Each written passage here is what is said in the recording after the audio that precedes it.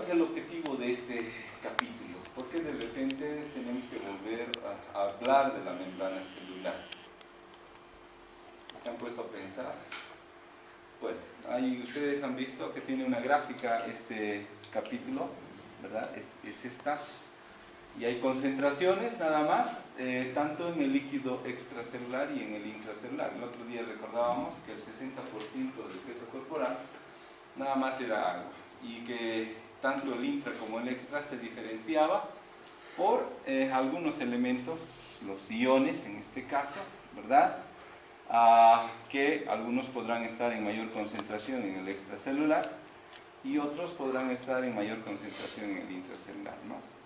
Entonces, de repente hay que encontrarle nada más, de repente, el gusto a esta parte, ¿no? Nos cuesta un poco entender cuando nos empiezan a hablar de iones. Definiremos qué es un ion. ¿Quién se lanza a dar la definición de ion? Han hecho ustedes química, ¿verdad? No, química, bioquímica, no sé qué. ¿Cómo definiríamos ion? Son átomos. Ya. Positivos o negativos.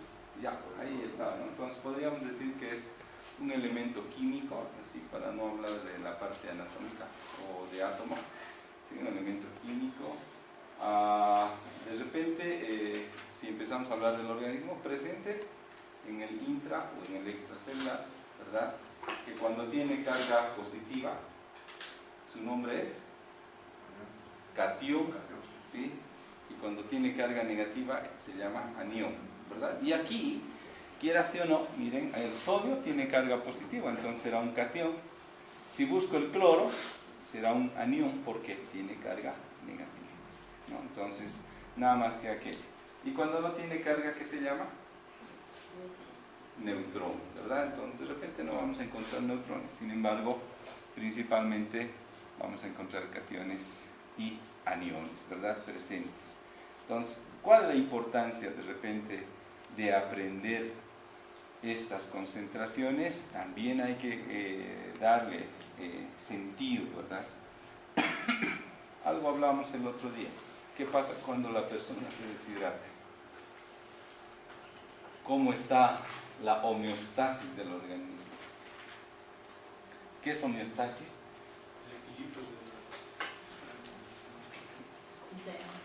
El equilibrio Ya, el mantenimiento en condiciones estáticas o constantes del extracelular, ¿no? Entonces, de repente, cuando uno se deshidrata, cuando tiene diarrea, náuseas, vómitos y todo lo demás, de repente empieza a perder líquidos, pero también electrolitos. Si empieza a vomitar, de repente las concentraciones de potasio van a empezar a caer.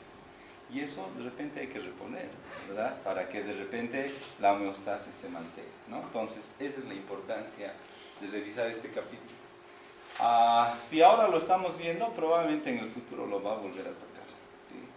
Lo va a volver a tocar. Cuando hablemos de repente en Fisiología 2, otra vez vamos a repasar. Algunas cositas van a cambiar, pero no en gran sentido.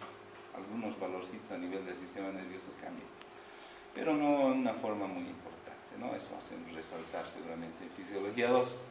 Cuando lleguen a Pediatría, van a volver a leer este capítulo. Cuando ustedes lleguen a la parte de Medicina Interna, Gastro, van a volver a ver este capítulo. Y no es porque no han aprendido, sino porque nos está dando una base, ¿verdad? Un principio. El medio interno simplemente hay que conocerlo y de repente a partir de ahí hay que empezar a trabajar con la resolución de los problemas, obviamente relacionados con los líquidos corporales, ¿no? Esa es la importancia de esto. Bueno, voy a volver un poquito. Entonces, el objetivo de este capítulo es nada más explicar los mecanismos de transporte a través de la membrana celular, ¿no? Y de repente, el transporte que se produce a nivel de la membrana celular va a modificar, si usted quiere, o va a mantener las condiciones o la composición tanto del líquido intracelular como del extracelular, ¿verdad? Ya de hecho, si usted ha ido leyendo en las concentraciones, mayor concentración de sodio en el extracelular, 142 miliequivalentes. En el intracelular, alrededor de los 10 miliequivalentes, ¿verdad? Entonces, esto tendrá que usted conocer, ¿verdad? ¿Dónde hay mayor calcio? ¿En el intra o en el extra? En el extra, 2.4 miliequivalentes por litro. En el intra, niveles bajos, casi ni existentes, ¿verdad? 0.001 miliequivalentes por litro, ¿no? ¿Dónde hay mayor cantidad de cloro? ¿En el intra o en el extra? En el extra, ¿verdad? 103 miliequivalentes. En el intra, alrededor de 4 miliequivalentes, ¿verdad? Entonces, de repente, esos valores, esto es motivo de preguntas jóvenes, ya sea en el microparcial o ya sea en el parcial. ¿Sí? Entonces, ya le estoy dando una pregunta. ¿Sí? ¿Dónde hay mayor concentración de fosfatos? ¿En el intra o en el extra? Simplemente en el intra, ¿verdad? Y de repente va a decir, la concentración de fosfatos en el intracelular es alrededor de 75 miliequivalentes. Falso, verdadero. ¿Verdad? Entonces de repente tendrá que saber esos valores, porque se los van a colocar en el examen parcial, ¿no? Entonces hay que revisar esa circunstancia, ¿ya? Bueno, de esto usted se acuerda y no es complicado, ¿verdad? ¿Sí? ¿Quién me quiere hablar de la membrana celular? Creo que mi visión está mal o estas horas. Ahí está bien, ¿no? Sí, está bien ahí, ¿no? Muy bien. ¿Quién quiere hablar de la membrana celular? Ya es conocido esto, ¿no? No es nada más que una doble bicapa lipídico proteica, ¿no? Las proteínas simplemente están atravesando, si ustedes quieren, de repente del extracelular al intracelular, ¿no? Ahí, si usted habla del capítulo 2, por si acaso, le aviso, no avanzamos en el capítulo 2, pero entra en el examen parcial. Ya le dije en la anterior clase, ¿no? Entonces, lo mismo hace el doctor Loaiza, quien dicta también la materia, ¿no? Entonces, realmente, él avanza el 1 y salta al 4, igual que yo, ¿verdad? Porque se supone que han leído bastante en la parte de histología, ¿no? Entonces, revise ese capítulo y ahí va a encontrar que simplemente hay proteínas funcionales, proteínas estructurales, ¿verdad? Localizadas a nivel de la membrana celular. Entonces trataremos de entender esta circunstancia, ¿no? ¿Por qué es importante la bicapa lipídica? Simplemente es una barrera, ¿verdad?, que impide la mezcla tanto del líquido extracelular con el intracelular, ¿no? Esta palabra que está acá y que es parte del libro, miscible, significa que cuando tiene este antecedente de no se mezcla. No se mezcla, no va a haber manera en que estos dos líquidos puedan mezclarse, ¿verdad? Entonces, esa es la importancia. Cómo se produce el movimiento de moléculas, de iones, o si usted quiere, de electrolitos, ¿verdad? ¿Cómo se va a hacer? Simplemente a través de estas proteínas, ¿no? Y entonces empezamos, si nosotros vemos un poquito más la estructura de la membrana celular, ¿verdad?, vamos a encontrar características que hay diferentes tipos de proteínas, ¿no? Hay proteínas simplemente que van a estar localizadas en la superficie externa y de repente van a servir como receptores, ¿sí?, para un determinado fármaco, para una determinada sustancia que produzca el organismo, etc., ¿verdad? Puede haber proteínas similares a estas que atraviesan completamente la membrana celular de un extremo al otro, ¿verdad? Pero además una condición, miren, esta proteína está unida a un carbohidrato y a esto ustedes le llamaban nada más el glicocálix, ¿verdad? ¿Sí? Carbohidrato unido a una proteína, glicocálix. ¿Qué características tiene el glicocálix? De repente le da el reconocimiento celular, la negatividad, las uniones, simplemente el capítulo 2 del Guyton está escrito eso, ¿no? Entonces, esas características hay que tomarlas en cuenta. Y hay otro tipo de proteínas, ¿verdad?, que de repente tienen un canal o un forado. Si vemos esta proteína de acá y esta de acá, ven, en medio tiene un orificio, ¿sí?, un forado, nada más, que permite, si usted quiere, la comunicación del extra con el intra, Sin embargo, ¿podrá pasar cualquier elemento por ahí? No, tiene que cumplir simplemente requisitos. Y a partir de estas características de repente presentes a nivel de la membrana celular, podemos clasificar a las proteínas, ¿verdad?, de la membrana celular como proteínas de canal, o si usted quiere, canales proteicos. El orden del nombre no interesa, ¿verdad? Eso significa que nada más hay un orificio, hay un canal, como su nombre lo indica, ¿verdad?, en medio de la proteína, ¿no? Y las otras, ¿verdad?, las proteínas transportadoras. Estas proteínas de repente son demasiado selectivas o muy selectivas. No podrá unirse cualquier elemento para ser transportado. De repente tiene que tener un receptor específico, ¿verdad?, o una unión específica que permita simplemente el paso de una determinada sustancia. ¿Sí? Si ustedes ven esta chapa, yo tengo varias ya, un montón. ¿Sí? Alguna le podrá hacer. Probablemente pueda ingresar, pero abrir o asegurar la chapa probablemente no pueda hacer, ¿verdad? Entonces, de repente cuando empezamos a hablar de proteínas transportadoras, la selectividad es importante, ¿no? La selectividad. Entonces, trataremos de comprender esos detalles de la membrana celular. Difusión. Ya empezamos a hablar de algunos conceptos. Y aquí la imagen de repente nos termina mostrando una condición. En los líquidos corporales, porque así tenemos que asimilarlo, ¿verdad?, en los líquidos corporales de nuestro organismo, hay una serie de iones, moléculas, etcétera, disueltas, ¿sí? Y cada una de ellas simplemente está en movimiento constante, ¿ya?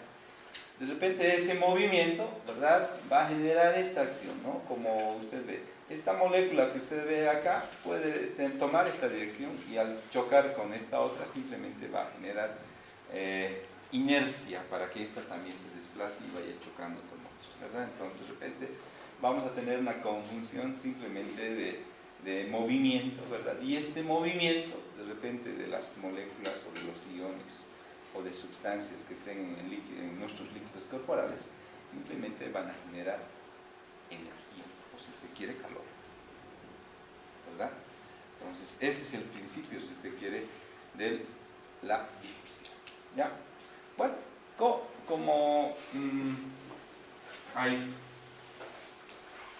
mecanismos y formas de transporte a través de la membrana, la primera es nada más la difusión simple y la otra es la difusión facilitada, ¿sí? Cuando hablamos de difusión simple va a ocurrir dos cosas importantes. Uno, el paso de los iones o de las moléculas o de sustancias, ¿verdad?, puede ser a través de los espacios intermoleculares, primer paso, ¿sí? O puede aprovechar nada más los canales proteicos o las proteínas de canal, ¿verdad?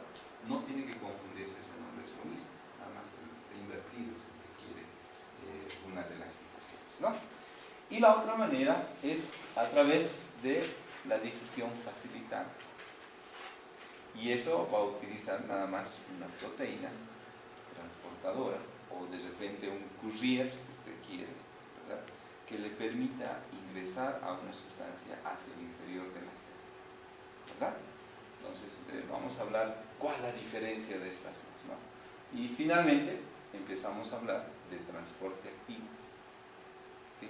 Transporte activo también es un mecanismo por el cual podrán ingresar sustancias o salir sustancias de las células, perdón, ¿no?, de las células. Entonces, inicialmente hablaremos de la difusión, ¿ya? Lo primero que vemos entonces es el concepto, ¿verdad? ¿Sí? No es nada más que el movimiento cinético de las moléculas, o sinérgico, como está escrito, ¿verdad?, de las moléculas. Y de repente esto termina generando nada más energía, ¿no? Y hay un punto de partida. A mayor temperatura, mayor movimiento cinético, ¿sí? A menor temperatura, menor movimiento cinético, ¿sí? ¿Cuánto es la temperatura del cuerpo? 37 grados. Entonces, a 35 dependiendo, ¿no? ¿Dónde estamos tomando? 35 a 37,5 de repente va a tener variaciones en nuestro cuerpo, si es a nivel oral, axilar o a nivel rectal, ¿verdad? Ok, pero estamos dentro del parámetro. ¿Sí? Muy bien. A esa temperatura el movimiento cinético debe tener simplemente una velocidad, ¿sí? Obviamente adaptada a nuestro organismo. ¿Qué pasa cuando nosotros empezamos a tener fiebre? ¿Es normal que tengamos fiebre? ¿Cómo será el movimiento cinético? Simplemente más acelerado, mucho más rápido. Simplemente se ha roto, si usted quiere, la homeostasis en relación a la temperatura corporal. ¿Qué pasa cuando usted tiene fiebre? Vamos a hablar más adelante en los capítulos de corazón, pero nos podemos adelantar, ¿verdad? ¿Por qué usted se siente fatigado? ¿Por qué usted de repente respira cuando tiene fiebre? Su frecuencia respiratoria se ha elevado. De repente el consumo de nutrientes para el organismo simplemente se ha alterado, ¿verdad? Y entonces cuando usted empieza a jadear, ¿verdad? Cuando tiene fiebre, ¿verdad? Sí, simplemente está tratando de introducir mayor cantidad de oxígeno. No se olvide que uno de los principales nutrientes es el oxígeno. ¿Para qué? Para metabolizar las sustancias que ingresan al organismo, ya sean proteínas, ya sean glucosa, ya sean aminoácidos, etc., ¿verdad? ¿Sí? Entonces de repente el consumo se ha elevado. Pues nada más un ejemplo por ahí, ¿no? Ya veremos más adelante. Entonces, difusión simple. Ya explicamos un poquito, ¿verdad? ¿Por dónde lo va a hacer? A través de estos niveles, ¿no? Abertura que existe a nivel de los canales proteicos o de las proteínas del canal. Y el otro es los espacios intermoleculares. ¿Sí? Ahora, ¿qué sustancias podrán atravesar por ahí? Todas las sustancias podrán atravesar. Hemos dicho que la membrana celular no es nada más que una barrera que impide la mezcla del intra con el extracelular. Entonces pónganse a pensar, porque yo ya sé que saben esta parte. En citología les dan una parte, en biología de sistemas les dan otra parte, y de repente les dan en biofísica también llevan, ¿no? ¿Verdad? ¿Sí o no? Entonces nada más un recuerdo, ¿no? Entonces, ¿qué ocurre acá? ¿Qué ocurrió? ¿Qué sustancias podrán pasar o qué elementos o qué moléculas podrán atravesar por difusión simple la membrana celular? Moléculas hidrófonas,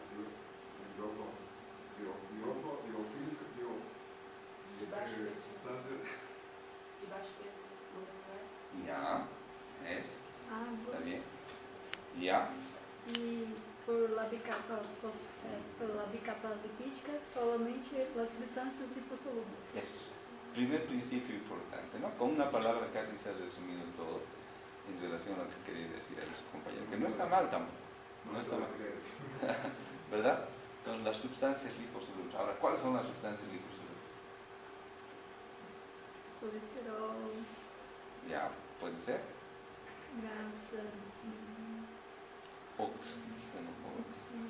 El ejemplo más sencillo de repente el oxígeno, el CO2, el nitrógeno, ¿verdad? ¿Sí?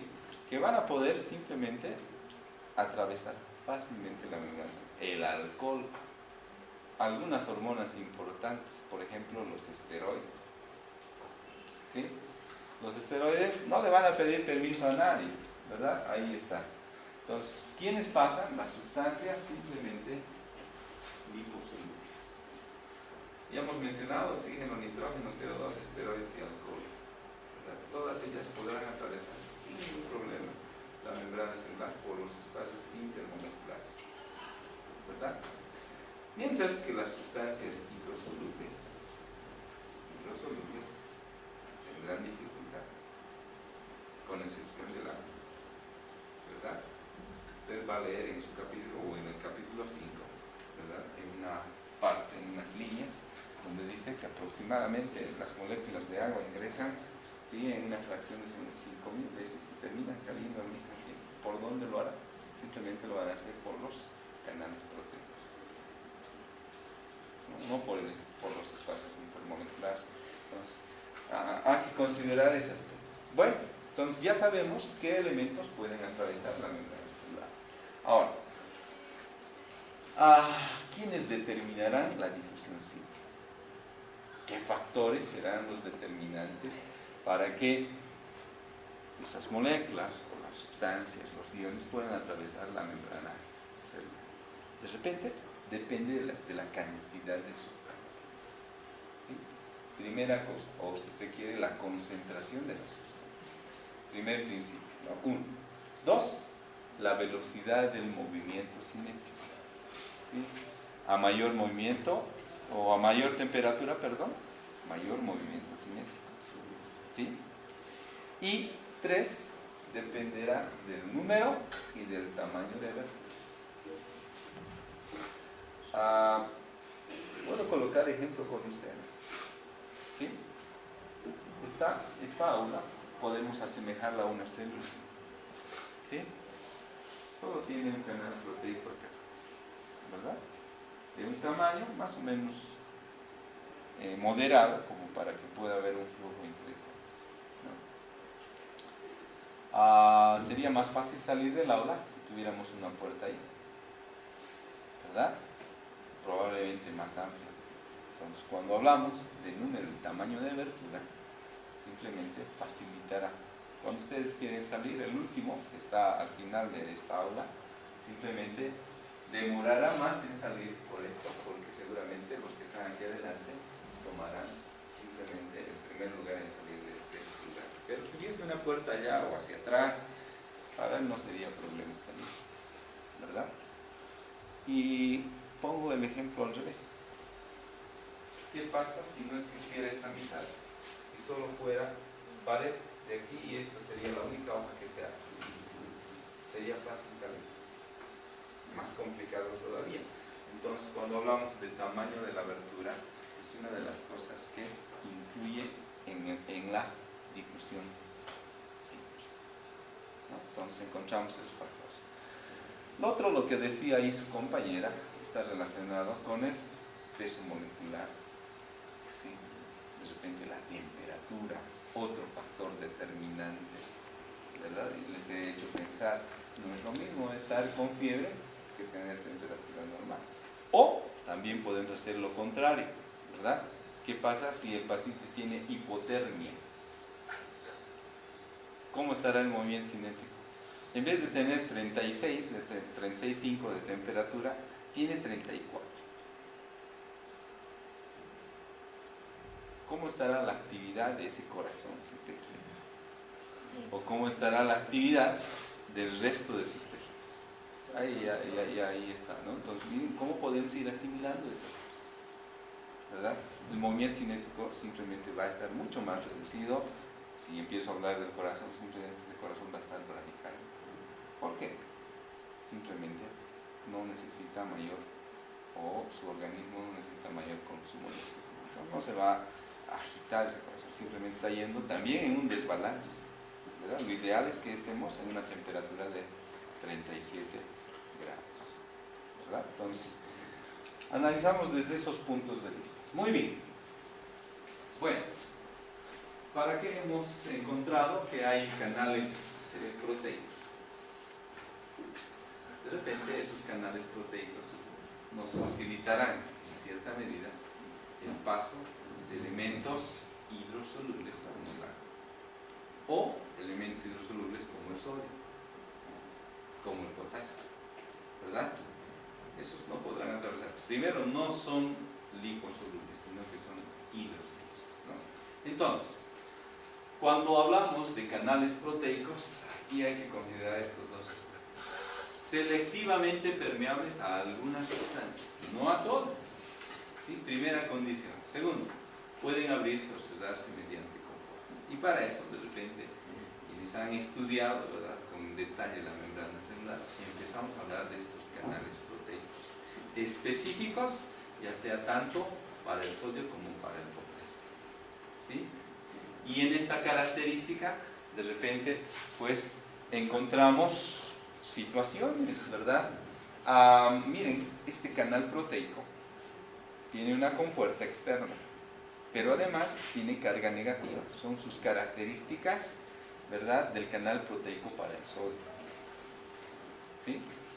Cuando está cerrada este canal proteico, no podrá ingresar absolutamente nada. Cuando está abierto, de repente podrá ingresar ese elemento. A esto se le ha denominado también compuerta por apertura de voltaje. ¿Sí? La diferencia con el canal proteico para el potasio de repente cambia, ¿verdad? La compuerta está en el interior de la célula, en el intracelular, no tiene carga negativa. Y estas otras características más, ¿verdad? De repente su tamaño, ¿verdad? O su diámetro difiere uno del otro. Miren, 0,3 a 0,5 nanómetros. En el otro caso, en el de potasio, 0,3 por 0,3. Por si acaso, jóvenes, no necesitan aprender estos valores, solamente es para darles un dato ahí. Nunca van a encontrar en los exámenes, o por lo menos en mis exámenes, nunca van a encontrar, a ver, ¿cuánto mide el canal del potasio? No tiene objetivo, porque usted se va a olvidar y yo también me voy a olvidar, ¿verdad? Entonces no hay necesidad de que de repente nosotros estemos aprendiendo esto. Sí, seguramente las otras características. Y a partir de ahí podremos generar de repente mayor idea, ¿no? Ejemplo de esto. Podrá pasar una molécula, o el ion potasio, así lo pondremos. El ion potasio no es molécula, ¿no? El ion potasio por el canal de sodio. ¿Puede hacerlo? Si vemos estos diámetros. Puede hacerlo. Sin embargo, ¿qué le impide? Carga negativa. Diferencia, ¿no? Entonces son características que de repente, por eso es selectivamente permeable para un determinado elemento a ser transportado. Teóricamente podríamos pensar en nuestra lógica que sí puede atravesar. Tamaño bastante grande por donde podría pasar fácilmente, pero no lo puede hacer. ¿Sí? Entonces son condiciones que hay que tomarlas en cuenta, ¿no? Bueno, los canales proteicos, entonces decíamos, ¿cómo se abren? ¿Cómo se aperturan? De dos maneras. La primera manera es como es la que estábamos viendo, ¿no? Con puertas activadas por voltaje. Tendrá que cambiar, ¿verdad? El capítulo siguiente vamos a hablar de que el potencial eléctrico de la célula, ¿verdad? Para que de repente esto pueda aperturarse, en el caso de los canales aperturados por voltaje. ¿Sí? Y en el caso de los canales aperturados en forma química, aquí está un ejemplo interesante. Y probablemente va a ser el canal que vamos a utilizar mucho durante las clases siguientes, cuando empecemos a hablar de músculo cardíaco, músculo liso, etc. Entonces, la manera en que trabajan los canales por apertura química, miren, es igual a un canal proteico, pero vemos que tiene un lugar receptor para una sustancia química, en este caso la acetilcolina. La acetilcolina no es nada más que un neurotransmisor o una sustancia química, para no hablar de que cada vez que se une a esta compuerta simplemente la abre. Hay otra imagen, más adelante les voy a mostrar, pero lo que me interesa de repente es mostrarle cómo puede funcionar. Entonces, repetimos, dos maneras en que se aperturan los canales proteicos. Uno por voltaje y el otro simplemente en forma química, como se ve en este momento. Y eso de repente modificará principalmente la respuesta de la célula. Cuando usted ve esta imagen, ¿qué está ingresando por ahí? ¿Por qué será sodio? ¿Y por qué no será cloro? ¿O potasio? Entonces ya ahí tenemos que empezar. No puede ser potasio porque la concentración del potasio es mayor en el intra que en el extracelular. Primera condición. Cloro, ¿por qué? Porque no es uno de los iones importantes en el proceso de despolarización. Ya le estoy dando una palabrita ahí para agarrar para el siguiente capítulo. El ion despolarizante importante que va a cambiar la actividad eléctrica de la célula es principalmente el sodio. Y eso no tiene que olvidarse. Y otra condición importante para el sodio es que su concentración es simplemente alta, ¿verdad? 142 miliequivalentes. una de las condiciones o uno de los determinantes para el paso de sustancias del extralitra era ¿qué? La concentración de las sustancias. ¿Sí? Habíamos colocado, ¿no? Entonces, esos nada más se van uniendo, ¿verdad? Cada una de estas cosas es como tejer, ¿verdad? Estamos tejiendo y de repente estamos armando más y más cosas. Este capítulo nos va a abrir puertas para el capítulo 5, ¿ya? Que se complica un poquito, pero no es difícil. Dele tiempo, léalo por favor, ¿ya? Ahora, si bien se abren los canales proteicos, ya sea por voltaje o ya sea en forma química, ¿cuánto tiempo permanecen abiertos? Nada más que milisegundos, correcto. Fracciones de tiempo que son suficientes nada más para poder cambiar la configuración. ¿Sí? No van a permanecer abiertos un minuto, milisegundos, ¿verdad? Que será suficiente simplemente para modificar la actividad eléctrica de la célula. ¿Ya? Entonces, nada más eso en relación a los canales proteicos activados en forma química y por voltaje. ¿Ya? Bueno, terminamos hasta ahí entonces la difusión simple y empezamos a hablar de la difusión facilitada. ¿Qué es lo diferente de la difusión facilitada? Ok, utiliza un courier, una proteína transportadora específica. Primera situación. Aquí el ejemplo, y ahí está la figura, ¿verdad? Creo que puedo bajarlo un poco, que quede en medio, o está bien. ¿Está bien? Si está bien, ahí lo dejamos, no hay problema. Ya, miren, es igual, es otro tipo de proteína, nada más que está localizado en otra parte de la membrana, ¿verdad? Solo que tiene un punto receptor específico para la molécula ser transportada. ¿Sí? Bueno, cuando yo empiezo a hablar de difusión facilitada, primera condición, la difusión facilitada tiene una velocidad máxima. Es decir, en cada momento es como esta conducta, ¿no? Solo que es automático. Cada vez que yo activo, se abre y yo salgo. Apenas he salido, inmediatamente esto se cierra. ¿Listo? Si quiere ser transportado otro elemento, ya sea hacia el interior o hacia el exterior, tendrá que hacer la misma acción en forma repetitiva. No podrá ocurrir como en el caso anterior, ¿verdad? En la difusión simple. Se abría e ingresaba tanta cantidad de elementos iónicos hacia el interior de la célula. En este caso, lo que estoy tratando de decir es que solamente se transporta un elemento, ¿verdad? Un elemento en cada momento de la actividad de este canal proteico. Nada más. ¿Sí?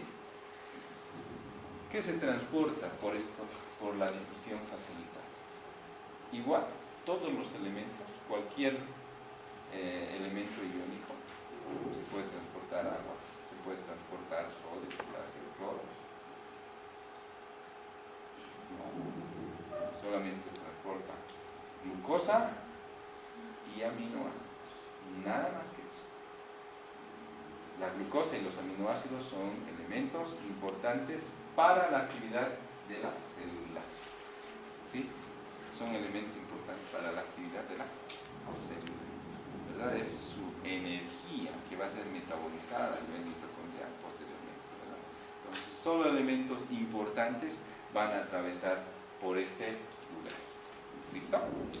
Bueno, aquí estamos viendo nada más el análisis. ¿Qué difiere y qué es lo diferente entre la difusión simple y facilitada? ¿Verdad? Entonces encontramos lo que está con azul, nos está mostrando lo que es difusión simple, y lo que está con rojo, difusión facilitada. Concentración de la sustancia, podemos tener la misma concentración si ustedes quieren en el extracelular. ¿Sí?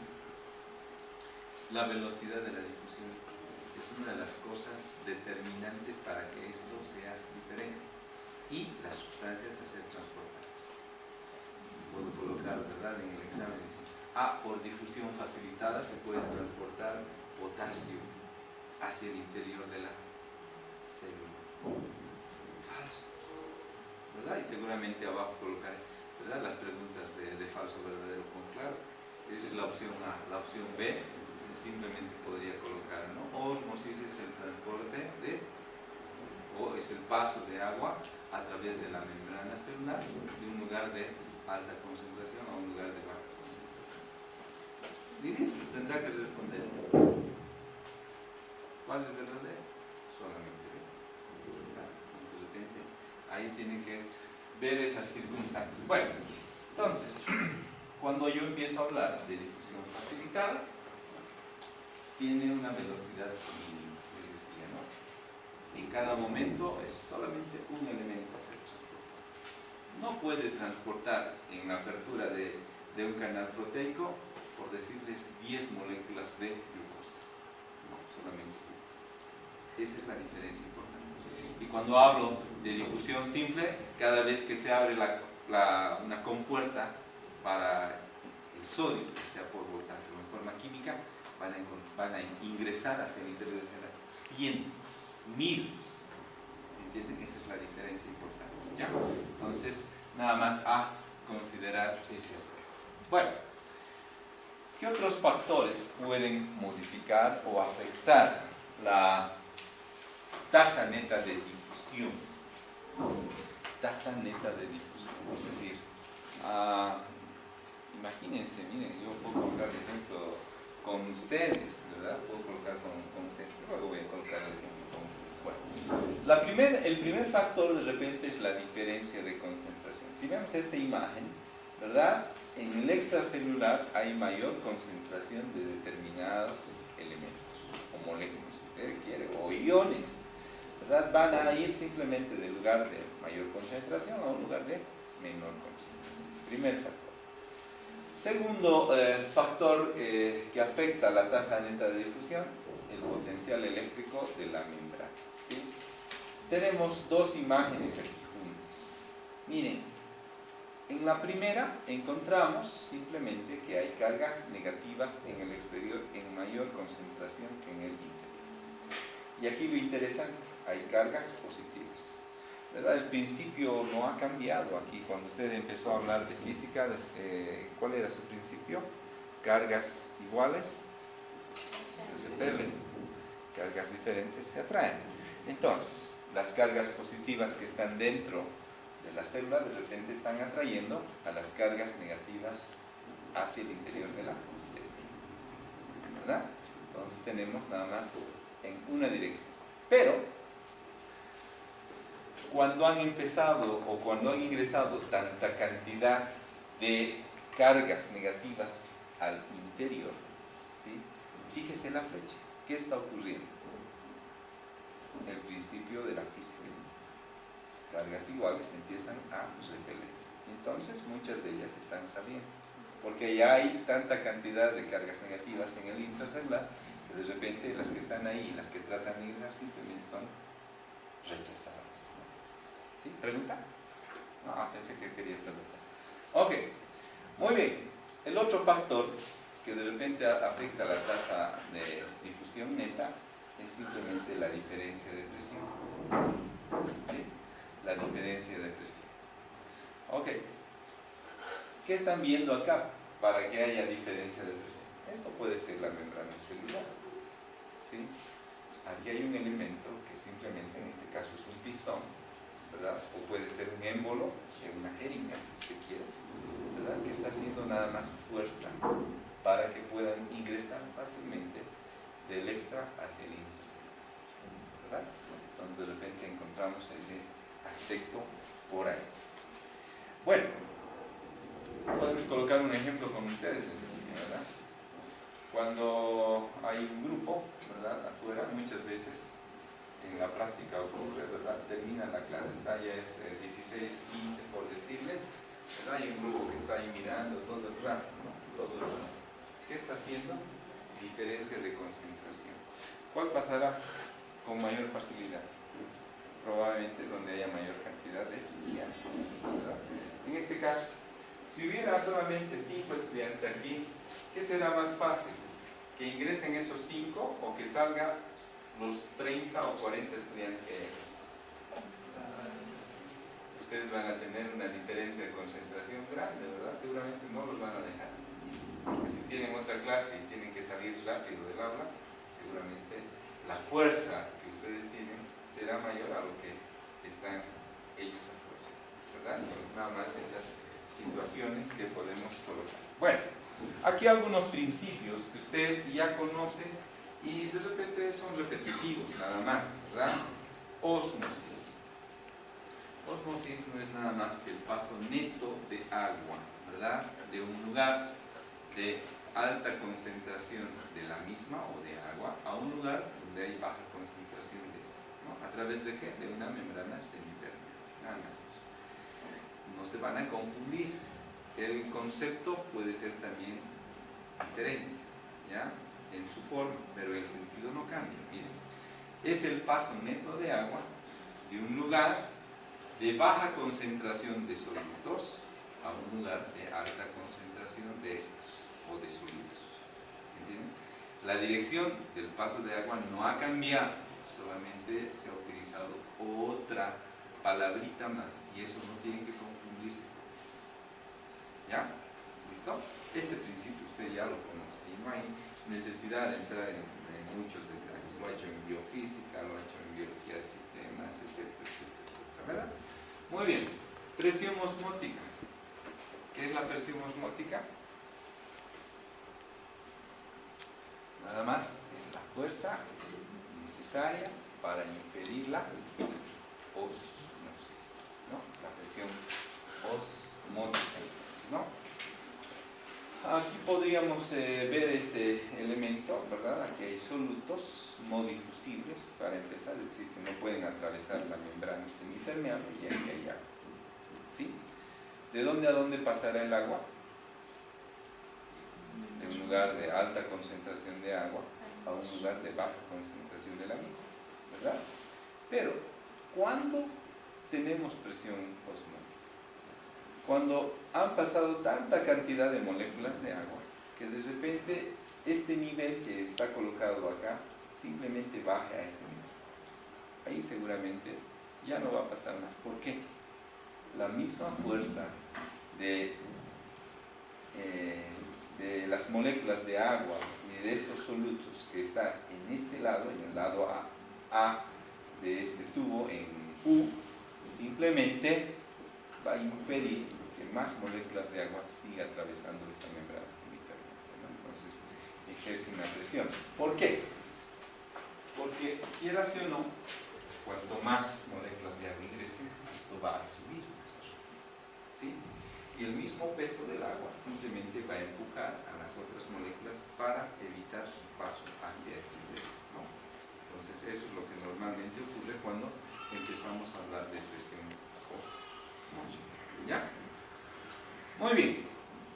¿Por quién está determinada, no? Ahí está. ¿Por quién está determinada la presión osmótica? Por el número de partículas, la concentración por unidad de volumen de líquido y no por la masa. ¿Ya? Entonces, estos son los determinantes importantes que nos hablan de la presión osmótica. ¿Ya? Bueno, ¿qué es osmolaridad? Y aquí de repente entramos en algún conflicto, pero voy a tratar de hacerlo muy sencillo. Ya el libro le da más o menos una página y media a esta parte, ¿sí? Voy a tratar de hacerlo sencillo, ¿sí? Osmolaridad. Y hay otro término que también habla de osmolalidad. ¿Ya? Entonces son términos similares, pero no son iguales. Cuando empezamos a hablar de osmolalidad, ¿sí? No es nada más que la concentración de solutos expresados por kilogramo de peso. ¿Ya? Y cuando empezamos a hablar de osmolaridad, ¿sí? No es nada más la concentración de solutos expresados por litro de agua. ¿Ya? Y eso nos interesa. ¿Por qué? Decíamos que el 60% de nuestro peso corporal no es nada más que agua. ¿Sí? Muy bien.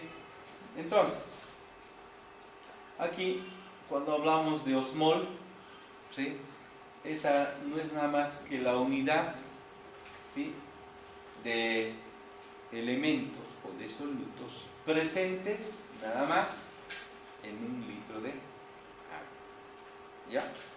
Ya no estamos hablando de gramos, que es lo que hablaba simplemente la osmolalidad. Por eso he hecho la aclaración o la definición de estas dos. ¿Ya? Muy bien. Ahora, un mol es igual a un gramo. Esa es la relación que se tiene. ¿Sí? De peso molecular, de soluto no disociable. ¿Ya? Bueno.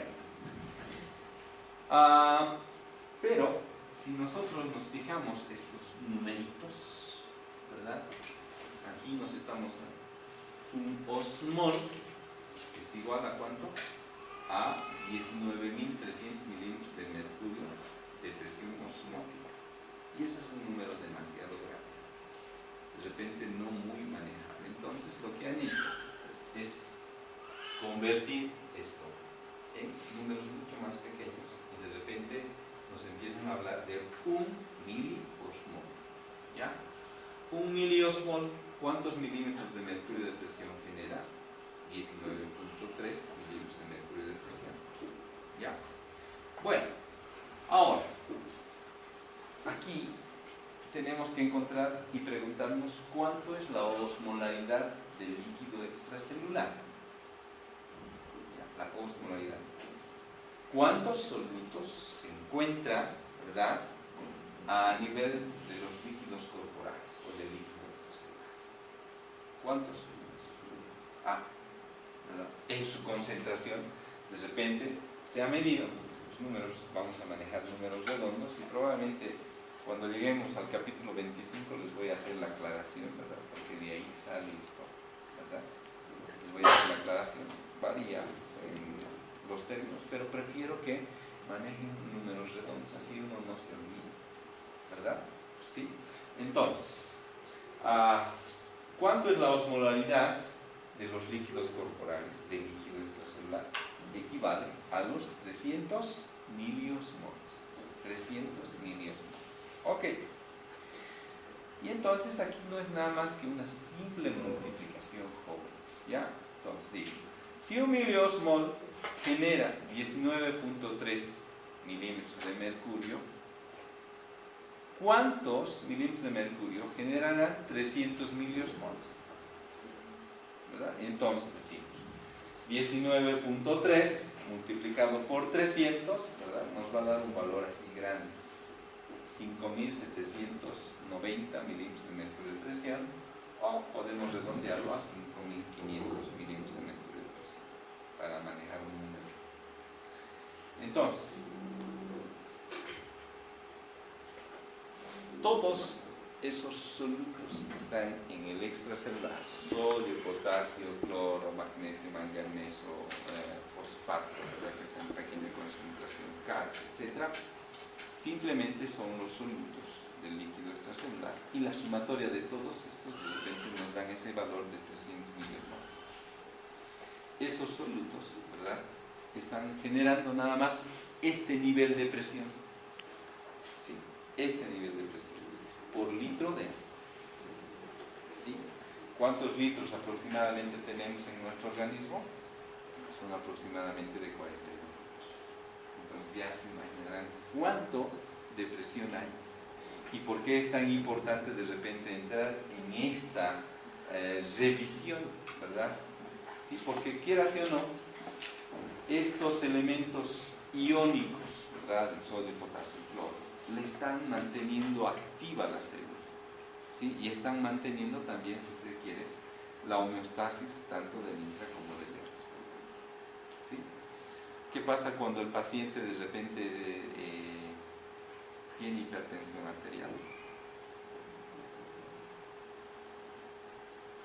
y empieza a retener simplemente sal?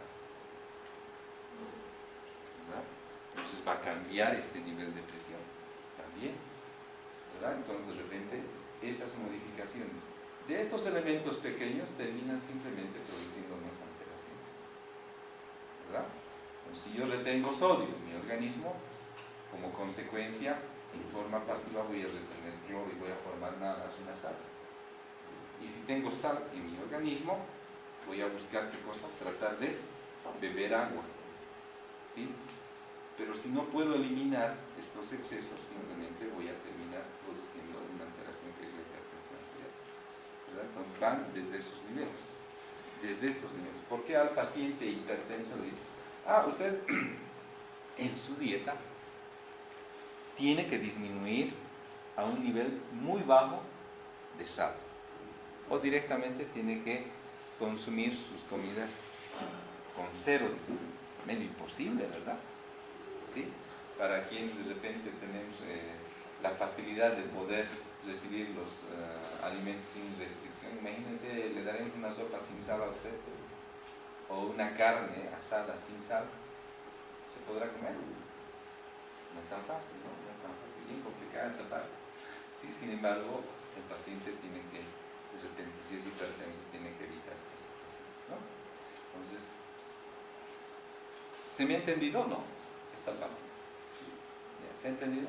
¿Está bien? Ya. De todas maneras, denle una leída. El libro le da una vueltita, pero de repente termina llegando a esto. ¿Ya? Bueno, entramos al otro mecanismo, al transporte activo. ¿Está claro? 10:30, ¿no? Ya me estoy asustando. Ya no nos falta mucho, ¿ya? Transporte activo. No es lo mismo que la difusión simple o difusión facilitada, ¿ya? Aquí al principio, cuando yo hablo del transporte activo, es el transporte de moléculas, de iones, con gasto de energía, pero además en contracorriente. ¿Listo? En contracorriente. Aquí le voy a poner un ejemplo. A ver si se acuerdan.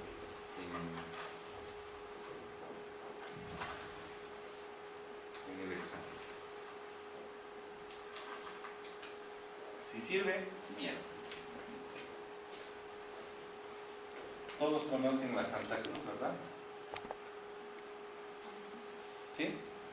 Esa calle tiene una pendiente, es decir, está en subida, ¿no? No es tan manifiesta, pero ya. Aquí arriba hay una gasolinera que actualmente no está funcionando. ¿Sí? Vamos a colocar gasolina. ¿Listo?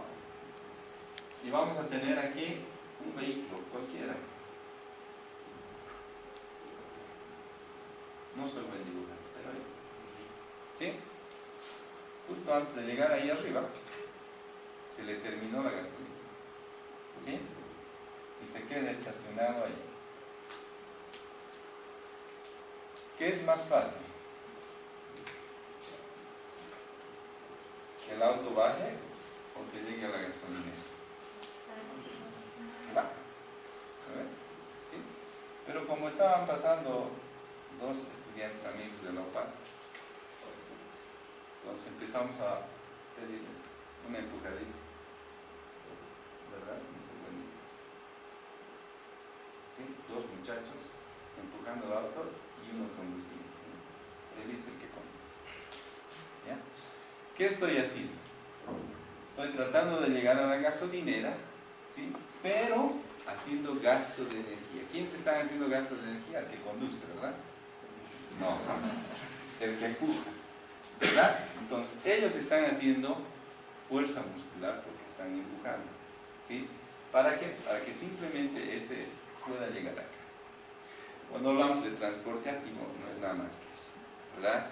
Para transportar elementos, ya sea hacia el interior o hacia el exterior de la célula, va a tener que utilizar ATP. Ese es el nivel energético que utiliza la célula para transportar elementos. Entonces, es una de las diferencias importantes. Pero además, lo hace en contracorriente. Es igual que esto. Más fácil sería que se baje, ¿verdad? ¿Sí? En contracorriente, ¿por qué? Las fuerzas de la inercia simplemente están en este sentido, o las fuerzas de la gravedad, ¿no? Entonces, en contracorriente están haciendo un empuje hacia allá, ¿verdad? Entonces, ese es el principio o la definición de transporte activo, ¿ya? Entonces, el transporte de sustancias en contracorriente, pero además con gasto de energía. ¿Listo? Muy bien.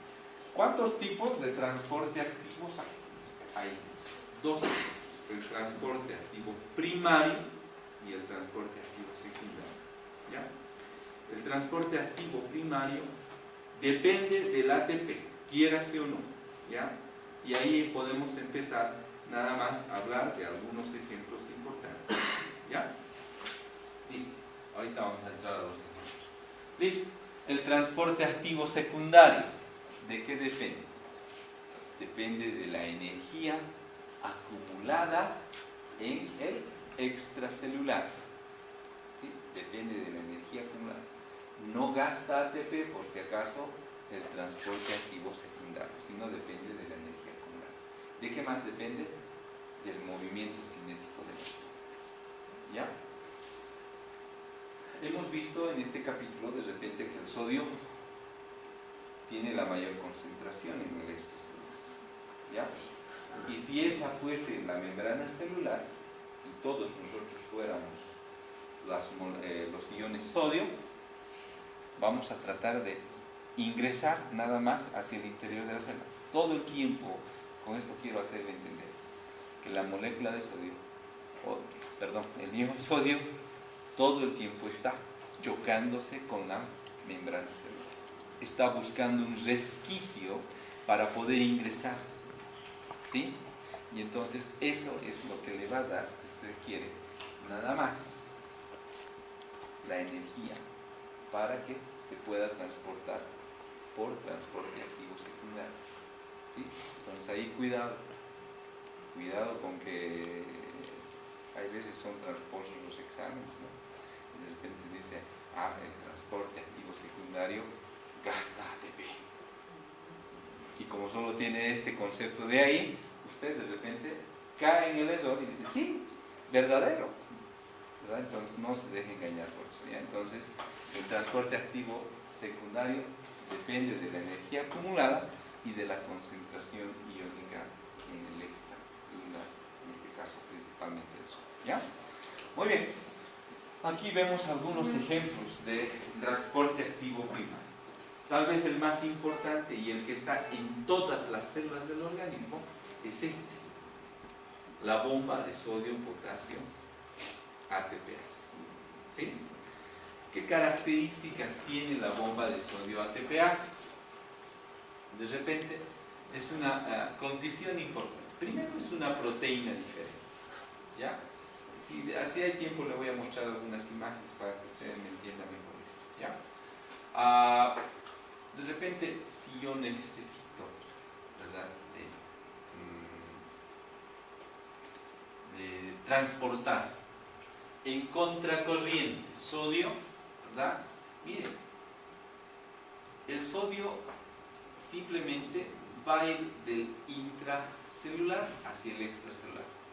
¿Por qué en contracorriente? La concentración mayor del sodio está en el extracelular, ¿verdad? ¿Sí? Y el otro también es en contracorriente. Miren, voy a transportar 2 iones potasio hacia el interior de la célula. ¿Cuánto es la concentración del potasio en el celular? 140 miligramos de potasio, ¿sí? ¿Verdad? Entonces, para hacer esa acción yo necesito de ATP. ¿Por qué tiene una proteína ATPase? Esa será la que desdoble el ATP que genera la mitocondria para convertirlo en ADP y fósforo inorgánico. Entonces eso facilitará la nación. Entonces, este mecanismo de transporte activo primario está en todas las células del organismo. ¿Cuál es su importancia? La importancia es mantener el volumen celular. Cada vez que se lesiona la bomba de sodio potasio, simplemente va a empezarse a acumular en el interior de la célula, ¿ya?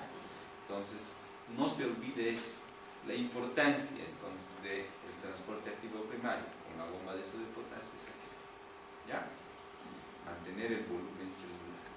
Sin la bomba de sodio potasio, de seguro que simplemente vamos a tener edema intracelular o tumefacción, ¿ya? ¿Qué pasa cuando usted, imagínense, le voy a poner un ejemplo? Estaba ahí colocando un cuadro, porque ocurre, ¿no? Los clavistos son pequeños. Estaba agarrando un martillo y estaba dándole, y justo le dio martillo, le dio al dedo. ¿Qué pasa con el dedo? Se acordó de algo, ¿verdad? Pero de repente el dedo termina nada más, ¿sí? De esta manera. Ok, ¿por qué aumenta de volumen ese dedo? Porque lamentablemente en este trauma también se han lesionado las membranas celulares, se ha inactivado los procesos metabólicos internos de la célula, como la bomba de sodio de potasio, y de repente se empieza a consumir, ¿verdad? Entonces ahí tenemos ese principio desde lo más chico, ¿no? Y termina simplemente dermatizado, ¿no? O con dificultad para poder utilizarlo, ¿verdad? Entonces entramos nada más en esa circunstancia, ¿ya? Bueno, entonces, características de la bomba de sodio-potasio: es una proteína, ¿verdad?, que tiene sitios receptores para el potasio, dos sitios receptores para el potasio en el exterior celular, ¿sí? Y tiene tres sitios receptores para el sodio en el interior de la célula. Cada vez que hay ATP, entonces se rompe esta molécula por la acción ATPasa y entonces se hace esta acción nada más de transporte en sentidos opuestos, transporte activo, ¿ya? Algunos otros ejemplos del transporte activo primario: la bomba de calcio. ¿Dónde estará la bomba de calcio? Va a estar principalmente en las células musculares. Y ahí empiezo a hablar del corazón, empiezo a hablar del músculo estriado, ¿verdad?, del músculo liso, ¿verdad? Va a estar nada más ahí, ¿sí? La otra está relacionada con la bomba de hidrogeniones. La bomba de hidrogeniones, principalmente localizado a nivel renal. Nosotros eliminamos por la vía urinaria hidrogenio, y eso le da la acidez a la orina, ¿verdad? Los hidrogeniones son sustancias que si se quedan simplemente van a ser sustancias tóxicas, ¿verdad? Entonces vamos a tratar nada más de eliminarlos. ¿Dónde? A nivel de la nefrona, ya sea en el túbulo contorneal distal o en el túbulo colector. ¿Listo? Muy bien. Otro lugar donde de repente se utilizan los hidrogeniones son en las células gástricas, principalmente en las glándulas oxínticas, ¿sí? Ahí, ¿qué se hace? Simplemente se empieza a producir el ácido clorhídrico, ¿verdad? Entonces, esos hidrogeniones, cuando lleguemos al digestivo, de repente vamos a ver cómo interactúan para poder simplemente formar el ácido clorhídrico, ¿verdad? Entonces son los lugares donde tenemos otros ejemplos de transporte activo primario. Todos estos gastan energía, ¿ya? Bueno, ya estamos acabando el capítulo. En 3 o 4 láminas más, y si me da tiempo les voy a mostrar algunas imágenes en movimiento, ¿ya? Entonces, empezamos a hablar del transporte activo secundario. Ya lo hemos definido, ¿sí? Este no gasta ATP, ¿sí? Energía nada más, utiliza, perdón, la energía acumulada y la concentración de los elementos. Bueno, ¿cuántos tipos de transporte activo secundario hay? Dos: el cotransporte y el contratransporte. ¿Listo? Cotransporte y contratransporte, ¿ya? Esta imagen nos está mostrando nada más el cotransporte, ¿ya? Es decir, dos elementos van a ingresar o van a pasar en una misma dirección. En este caso, estamos transportando sodio y glucosa. Hemos dicho que la glucosa es un elemento nutritivo importante para la célula, para los procesos oxidativos, ¿verdad? ¿Cómo lo hace? Miren, aquí está una proteína nada más específica que tiene receptores para el sodio y tiene receptores para la glucosa. Entonces, tendrá que unirse ahí el sodio y tendrá que unirse la glucosa, su compañera que está de color naranja, le vamos a poner de ejemplo, para que juntos simplemente puedan atravesar la membrana hacia el interior de la célula, como cotransporte, ¿sí? Muy bien. Ahora, ¿qué pasa si solo hay glucosa y no hay sodio? ¿Funciona? No funciona. Si solo hay sodio y no hay glucosa, tampoco funciona. ¿Me entienden? Entonces, Estos dos elementos tienen que estar unidos necesariamente a sus sitios de recepción para poder atravesar hacia el interior de la célula. ¿Sí? Entonces, esa es la importancia de eso. ¿Dónde están localizados este tipo de cotransporte? A nivel del tracto intestinal y a nivel de los túbulos renales. ¿Sí? Cuando hablemos de reabsorción tubular, vamos a hablar otra vez de estos temas. ¿Sí? Cuando lleguemos al renal, casi en la parte final del semestre, ¿verdad? Vamos a empezar a hablar de eso. ¿Ya? Entonces no se olviden. Y aquí algunos ejemplos, ¿verdad? Que nos están mostrando nada más lo mismo. Esto es un cotransporte glucosa-sodio. Fíjese que están en el mismo sentido hacia el interior de la célula. Otro tipo de cotransporte, sodio-aminoácidos, ¿verdad? En el mismo sentido hacia el interior de la célula.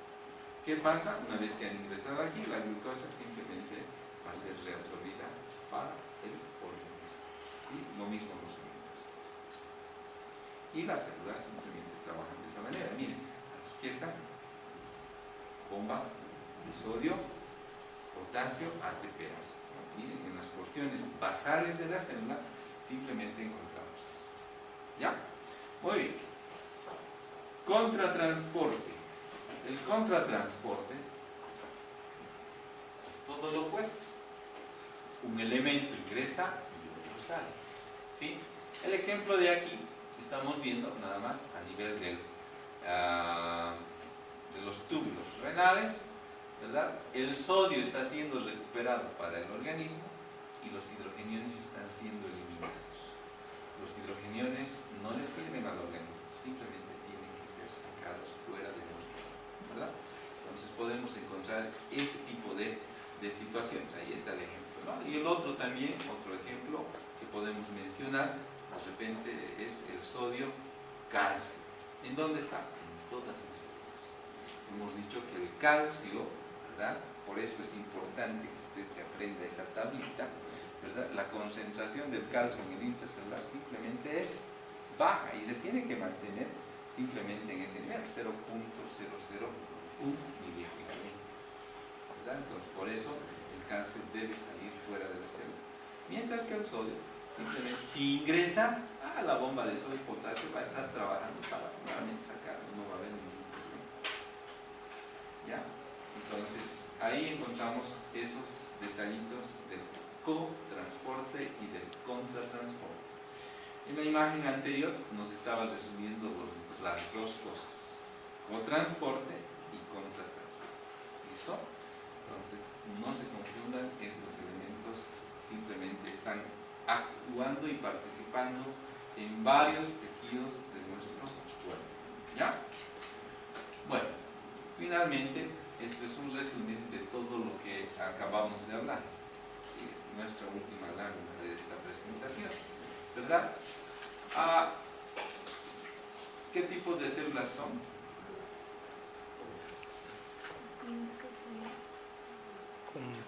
Ya, cilíndrica con microvelocidades. No ciliadas. ¿Dónde están las células ciliadas? Correcto. Bien, miren, con una cosa diferente, ¿no? Muy bien, está bien, pero eso es bueno recordar varias cosas, ¿no? Aquí tenemos el sodio en el lumen, en este caso del intestino, ¿verdad? ¿Sí? ¿Cómo estará pasando el sodio? ¿Por difusión simple o facilitada?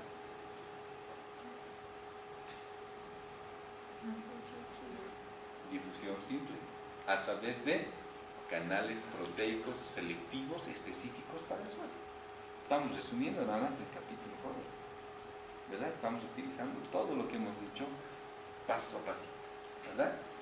Si ingresa el sodio hacia el interior de la célula, simplemente va a acarrear junto con eso, es decir, va a arrastrar seguramente cloro. Y entonces si ingresa a cloro hacia el interior, de repente va a transportar también agua.